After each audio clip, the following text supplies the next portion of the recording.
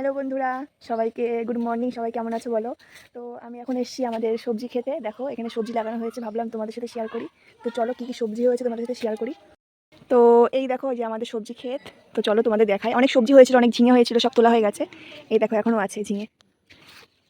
এই দেখো একটা ঝিঙে, এটা অনেক বড় হবে, অনেক বড় লম্বা হয়।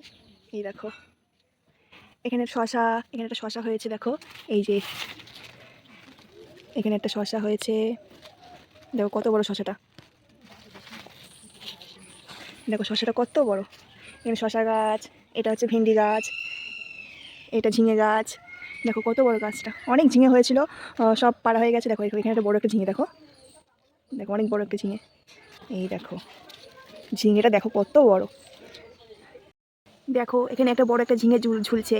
এই একটা, ওই একটা, তারপর ওই একটা, এখনও অনেক হবে। তারপর আরও একটা দেখাচ্ছি, দেখো ওই দেখো ওই একটা প্রচুর হয়েছিল, ওপরে আর একটা আছে।